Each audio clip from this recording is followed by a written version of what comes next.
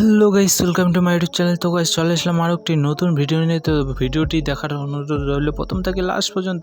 চলো শুরু করা যাক ভিডিওটি। তো গাইস আজকে আমরা জানবো অরিজিৎ সিং সম্পর্কে।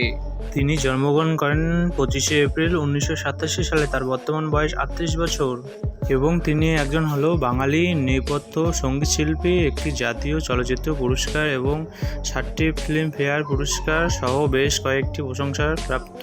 এবং তিনি হিন্দি ও বাংলা ছাড়া বেশ কয়েকটি ভাষায় গান গাওয়ার রেকর্ড করেছেন। তিনি তার নম্র ব্যক্তিত্ব এবং সরল জীবনযাপনের জন্য পরিচিত। তিনি 2005 সালে ভারতীয় জনপ্রিয় টিভি চ্যানেলে সোনি এন্টারটেনমেন্ট টেলিভিশনে প্রতিভা খোঁজার অনুষ্ঠানে ফিল্ম গুরুকুল এর প্রযোজক ছিলেন। অরিজিৎ সিং হিন্দির পাশাপাশি বাংলা গানেও জগতে সম্যক জনপ্রিয়। টলিউড বাংলা ছবিতেও তার গায়ক অসংখ্য হিট হয়েছে এবং সঙ্গীত প্রোগ্রামের হিসেবে সঙ্গীত জগতে তিনি তার যাত্রা শুরু করেন। এরপর তিনি বেশ কয়েকজন খ্যাতনামা সঙ্গীত পরিচালক যেমন মিথুন শর্মা, বিশাল শেখর এবং প্রীতমের সহযোগী হিসেবে কাজ করেন।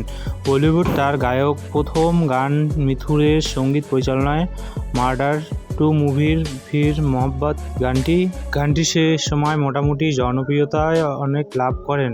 তবে 2013 সালে মুকেশ ভাট প্রযোজিত ছবি আকাশী 2-তে কয়েকটি গানে কণ্ঠ দেওয়ার পর তিনি রাতারাতি জনপ্রিয় হয়ে ওঠেন। বিশেষত ওই ছবিতে তুমি হি হো গানটি গাওয়ার পর তিনি সঙ্গীত প্রেমীদের আইকন হয়ে ওঠেন। এটা তাকে তারক খ্যাতি এনে দেয়। গানটির জন্য তিনি 59তম ফিল্মফেয়ার অ্যাওয়ার্ড এবং সেরা গায়কের পুরস্কার অর্জন করেন। 2014 সালে তিনি জিৎ গাঙ্গুলির সুর ও কম্পোজ করা মুকুকুরানে গানটি গায়।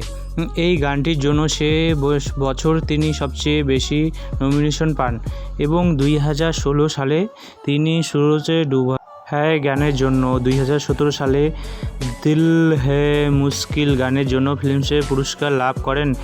এইভাবে ধীরে ধীরে তিনি সঙ্গীত জগতের একটি নিজের জায়গা তৈরি করে নেন।